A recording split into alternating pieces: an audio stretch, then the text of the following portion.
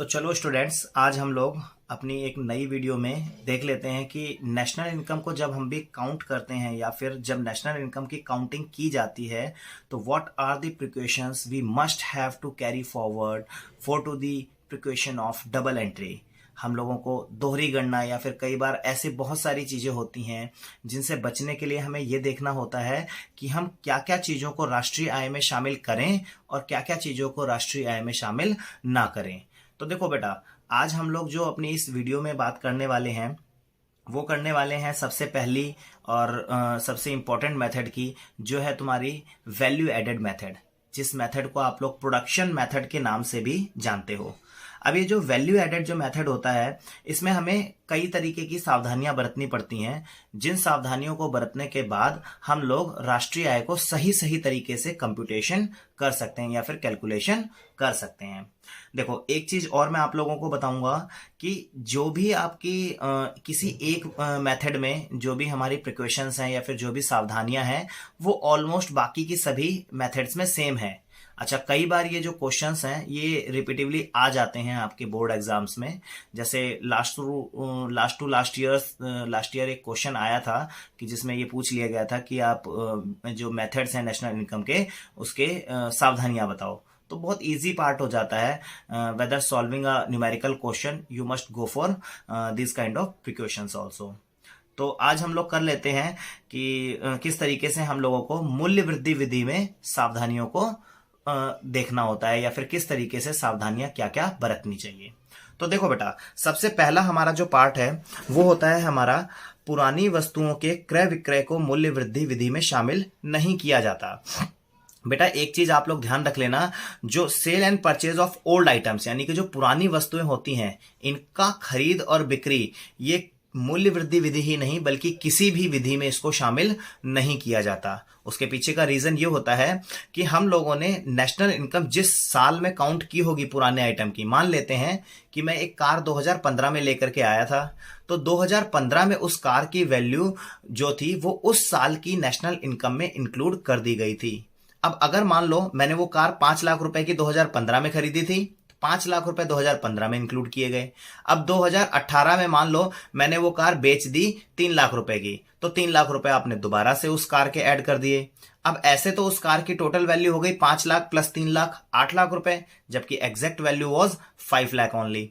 तो ये ध्यान रख लेना बेटा कि कभी भी जो पुरानी वस्तुएं होती हैं उनके सेल और परचेज को हम लोग कभी भी नेशनल इनकम में शामिल नहीं करते, क्योंकि इनकी वैल्यू जो है वो ऑलरेडी इंक्लूड हो चुकी होती है जिस ईयर में वो वस्तुएं परचेज की गई होती हैं। तो ये ध्यान रख लेना बेटा आप लोग कि ये जो पुरानी वस्तुएं होती हैं, इन पुरानी वस्तुओं का जो सेल परचेज है उसको कभी भी आप किसी भी, यहां पर तो हम लोगों ने मूल्य वृद्धि विधि लिखा है, किसी भी एनी काइंड ऑफ मेथड में आप लोग इस पुरानी वस्तुओं के सेल एंड परचेज को शामिल नहीं करोगे। Sale and purchase of old items are not included in national income, क्योंकि नेशनल इनकम हम लोग निकालते हैं करंट ईयर की और ये जो आइटम्स होते हैं वो होते हैं ओट के।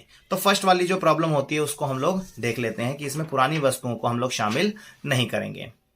अब हम बात करते हैं कि अगर हम लोग पुरानी वस्तुओं का जो सेल एंड परचेज होता है उसको तो हम शामिल नहीं करते, लेकिन यहां पर वो उसने बोली है कि पुरानी वस्तुओं पर जो दलाली या कमीशन, अब दलाली या कमीशन क्या होता है? दलाली होती है बेटा आपकी ब्रोकरेज या फिर हम बोलते हैं कमीशन का काम करना। मेरी एक कार थी, उस कार को मुझे बिकवाना था। अब वो कार मेरी बिक नहीं रही थी, मैंने किसी पर्सन को बोला कि आप इस कार को अगर 5 लाख में बेचते हो तो मैं 20,000 रुपए आपको इसके बेचने के चार्जेस दूंगा।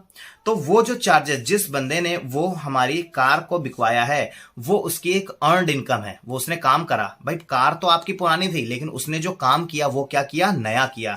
वो उसकी एक अर्नड इनकम यानी कि उसकी कमाई हुई इनकम का पार्ट है। इसी वजह से जो पुरानी वस्तुओं पर हम लोगों ने जो दलाली या फिर जो कमीशन अर्न किया है उसको हम लोग क्या करते हैं? इंक्लूड करते हैं। इसी वजह से बोला जाता है कि commission and brokerage is included in national income for the sale and purchase of old item. Old item की सेल एंड परचेज पर जो भी आपका ब्रोकरेज होगा वो हम लोग इंक्लूड करेंगे, क्योंकि वो क्या है? वो एक अर्नड इनकम है बेटा। अर्नड इनकम का मतलब क्या होता है? ये होती है अर्जित आय। अर्जित का मतलब जो कमाई गई हो, अर्जित आय है इसका मतलब हमने क्या करा है? उसको हार्ड वर्क से उसको कमाया है। इसी वजह से इस इनकम को शामिल करेंगे। अगला देख लेते हैं बेटा हम लोग। थर्ड जो पॉइंट होता है हमारा, थर्ड पॉइंट क्या कहता है हमें, वो ये बताता है कि मध्यवर्ती वस्तुओं के मूल्य। अब ये मध्यवर्ती वस्तुएं क्या होती हैं बेटा? मध्यवर्ती वस्तुएं ये वो इंटरमीडिएट आइटम्स होते हैं जिनका यूज किसी फाइनल गुड्स को प्रिपेयर करने में होता है। चैप्टर 1 में हम लोग ऑलरेडी पढ़ चुके हैं कि इंटरमीडिएट गुड्स कौन कौन से होते हैं। कोई भी फाइनल गुड्स अगर मान लो बन करके तैयार होते हैं, उन फाइनल गुड्स में जिन जिन चीजों की हेल्प लगती है प्रोडक्शन के लिए, वो सारे के सारे आइटम आपके कौन से होते हैं? मध्यवर्ती आइटम्स या फिर इंटरमीडिएट आइटम्स होते हैं। फॉर एग्जाम्पल, एक साइकिल बनाई आपने, टोटल जो हमारी साइकिल बन करके तैयार हुई है वो साइकिल जो है हमारी, अब देखो यहां पर ये इसमें पैडल हो गए, ये पहिया हो गया आपका, ये गद्दी हो गई, ये इसका कैरियर हो गया, ये सारे के सारे आइटम इनके क्या हो जाएंगे? मीडिएटरी आइटम हो जाएंगे। मैं कहता हूं कि अगर ये जो वैल्यू इस साइकिल की है वो है 5,000 रुपए की, तो बेटा इस 5,000 रुपए की वैल्यू में इस गद्दी के मान लो मैं कहता हूं 500 रुपए ऑलरेडी इंक्लूडेड हैं, पहियों के 3,000 रुपए ऑलरेडी इंक्लूडेड हैं, फ्रेम के आपके 1,500 रुपए ऑलरेडी इंक्लूडेड हैं। ये 5,000 रुपए जो इसकी प्राइस बनी है वो कैसे बनी है? वो ऐसे ही बनी है, इस साइकिल के अलग अलग जो पार्ट्स थे जिनको हम लोग मध्यवर्ती वस्तुएं बोलेंगे, उनकी वैल्यू को शामिल करके ही 5,000 रुपए बने हैं। तो अगर हम लोग ये 5,000 रुपए भी शामिल कर दें, प्लस मान लो मैं इसका गद्दी का भी 500 रुपए कर दूं, फिर उसके बाद में 1,500 रुपए और शामिल कर दूं इसके फ्रेम के, प्लस मैं 3,000 और शामिल कर दूं इसके पहियों के, और मान लो मैं कहता हूं कि लेबर के भी 200 शामिल कर देता हूं, तो ये टोटल मेरा देखो 15, 5, 200, 2,000, 3,000, 5,000, 5,000, 200 रुपए हो गया। जबकि टोटल वैल्यू साइकिल की हो जाएगी आपकी 10,200, जो कि हमारे लिए डबल एंट्री हो जाती है। तो इसी वजह से जो मध्यवर्ती वस्तुएं होती हैं इनको हम लोग कभी भी दोबारा से शामिल नहीं करते। फाइनल जो गुड्स होते हैं उन गुड्स में इस मध्यवर्ती वस्तुओं की वैल्यू जो होती है वो शामिल होती है। तो ध्यान रख लेना, मध्यवर्ती वस्तुओं की वैल्यू को कभी भी शामिल नहीं किया जाता। इंटरमीडिएट जो आइटम्स होते हैं are not included in computing national income. अगला कर लेते हैं। फोर्थ पॉइंट हमें बताता है कि स्व उपभोग के लिए उत्पादन को का आरोपित मूल्य शामिल किया जाता है। अब ये बेटा स्व उपभोग क्या होता है? स्व उपभोग का मतलब होता है सेल्फ कंजम्पशन, यानी कि खुद के लिए, इसको हम लोग बोलेंगे बेटा खुद के लिए उत्पादन। अब ये खुद के लिए जो उत्पादन होता है उसकी वैल्यू को हम लोग क्या करते हैं? शामिल कर लेते हैं नेशनल इनकम को काउंट करते टाइम। अब वो जो खुद के लिए उत्पादन हो गया कैसे? देखो, अगर मान लो कोई किसान है, वो गेहूं का प्रोडक्शन करता है। अब वो गेहूं का प्रोडक्शन उसने किया तो है, लेकिन उसको मार्केट में बेचने की जगह उसने क्या करा? उसको सिर्फ अपने खाने के लिए यूज किया। अब अगर वो मार्केट में बेच करके आता तो उसको वहां से कितने रुपए मिलते? 5,000 रुपए मिलते। फिर उसको जो चीजें खरीदनी होती वो इन रुपयों से खरीद लेता। लेकिन यहां पर उसने क्या किया? उसको मार्केट में ना बेच करके उस आइटम को उसने खुद के लिए यूज किया। अब अगर मार्केट से बाहर से लेकर के आता तो भी तो उसे उसके लिए कुछ ना कुछ पैसा पे करना पड़ता। इसी वजह से वो ये बोलता है कि जो खुद के लिए हम लोग उपभोग के लिए कोई भी जो खुद सेल्फ अगर कंजम्पशन के लिए कोई भी प्रोडक्शन किया जाता है तो वो सारा का सारा प्रोडक्शन जो है उसकी एक्यूमुलेटेड वैल्यू जो होती है हमारी, यानी कि एक मार्केट वैल्यू जो होती है उसका पार्ट जो है वो इंक्लूड किया जाता है। सब्जियां हम लोगों ने बाहर से नहीं लेकर के आए, अपने घर में उगा ली। अगर हम बाहर से लेके आते तो उसका कॉस्ट हमें बाहर देना पड़ता। अब हमने घर में उगाया है तो घर में हम लोगों को उसका कॉस्ट जो होता है, जो एक्यूमुलेटेड होता है या फिर जो पॉसिबल कॉस्ट होता है, उसको हम लोग इंक्लूड कर लेते हैं। ध्यान रख लेना, अपने खुद के लिए जो भी हम लोग काम करेंगे वो सारी की सारी वैल्यूज ऑलरेडी इंक्लूडेड होंगी। चलो अब हम पांचवा पॉइंट कर लेते हैं इसका। वो है हमारा, देखो वो बोल रहा है कि जितने भी तुम्हारे प्रोड्यूसर्स होते हैं, उत्पादक इकाइयां जितनी भी हैं, उन्होंने अपने खुद के लिए जो भी उत्पादन किया है, खुद के लिए यानी कि सभी उत्पादक इकाइयों द्वारा किए गए स्वलेखा उत्पादन को मूल्य वृद्धि में शामिल किया जाता है। मान लो क्या हुआ कि जैसे इसको नॉर्मल तरीके से समझ सकते हो कि क्या हुआ कि कई बार जो कोई प्रोड्यूसर्स होते हैं उन्होंने कार का प्रोडक्शन किया, लेकिन उस कार को मार्केट में बेचने की जगह उस कार का यूज क्या किया उन्होंने? अपने एम्प्लॉयज को लाने ले जाने के लिए। अब देखो, अभी वो अपने एम्प्लॉयज को लाने ले जाने के लिए अगर उस कार का यूज कर रहे हैं तो कार में खर्चा तो हो रहा है ना, ऐसा तो नहीं है कि कार में खर्चा नहीं हो रहा।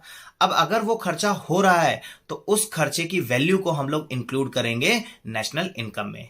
अभी अगर वो अपनी कार से उनको ना भेजता, अगर मान लो वो मार्केट से उनको किसी कार या फिर उनको कहते हैं मार्केट से आने जाने के लिए उनको किराया देता, तो वो किराए की वैल्यू भी ऑटोमेटिकली इंक्लूड की जाती। तो यहां पर मालिक ने क्या किया, उन कर्मचारियों को किराया ना देने की जगह पर वहां पर वो कार दे दी उन लोगों को, और उस कार से उसने क्या किया, अप डाउन कर रहा है। तो वो जो उसकी एक्यूमुलेटेड वैल्यू होती है उसको भी हम लोग क्या करते हैं, इंक्लूड कर लेते हैं। तो इसको हम बोलते हैं द सेल्फ अकाउंटेड प्रोडक्शन, यानी कि खुद के लिए कोई अगर प्रोडक्शन किया जाता है तो उसकी जो वैल्यू होती है, जो एक्यूमुलेटेड वैल्यू यानी कि जो मार्केट वैल्यू होगी, उस वैल्यू को हम लोग क्या करते हैं, शामिल कर लेते हैं अपने नेशनल इनकम को काउंट करते टाइम। चलो जी, अब हम लास्ट एक मेथड और कर लेते हैं, लास्ट पॉइंट कर लेते हैं इसमें। वो है आपका बेटा, कोई भी जो तुम्हारे मकान मालिक होते हैं, वो मकान मालिक जिस भी मकान में रह रहे हैं उस मकान का आरोपित किराया, आरोपित किराया मतलब बेटा ये बार बार आरोपित वर्ड आ रहा है, एक्यूमुलेटेड होता है, यानी कि मार्केट में जो वैल्यू चल रही है ये होता है आरोपित।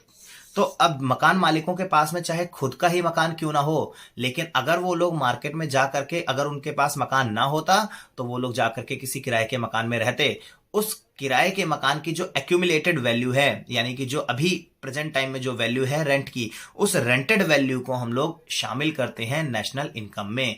क्योंकि नेशनल इनकम हमें यह बोलता है कि अगर आपके पास में ये चीज नहीं है तो इस चीज के लिए आपको पे करके इसकी इनकम को जनरेट करना पड़ेगा। तो यहां पर ध्यान रख लेना बेटा, खुद के लिए मैंने आपको बताया कि खुद के लिए अगर हम कोई भी प्रोडक्शन करेंगे या फिर कोई भी चीज अगर अपने लिए कर रहे हैं तो उसकी जो कंप्यूटेड वैल्यू होती है उसको हम लोग नेशनल इनकम में इंक्लूड जरूर करेंगे। जैसे खुद के लिए हमने कुछ भोजन बना करके रख लिया, जैसे अभी बताया था सब्जी या फिर गेहूं वाला, वो उसकी वैल्यू शामिल की। खुद के मकान में रह रहे हैं लेकिन फिर भी हम लोगों ने उसकी एक्यूमुलेटेड वैल्यू, रेंटेड वैल्यू जो है वो शामिल कर ली।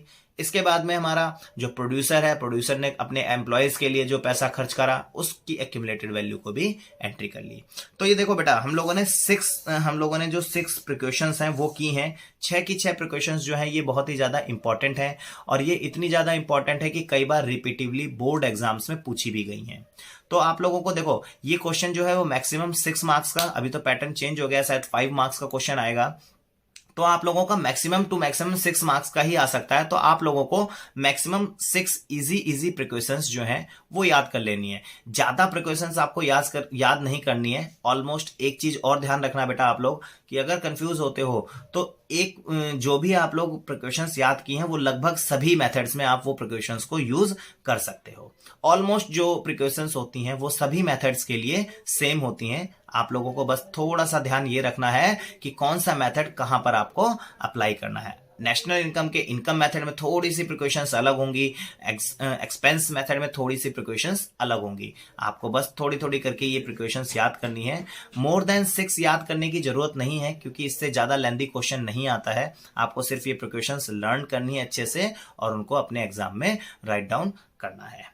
तो आज के लिए हम लोग बस सिर्फ इतना ही करते हैं। ये वीडियो हम लोग यहीं फिनिश करते हैं। Thank you.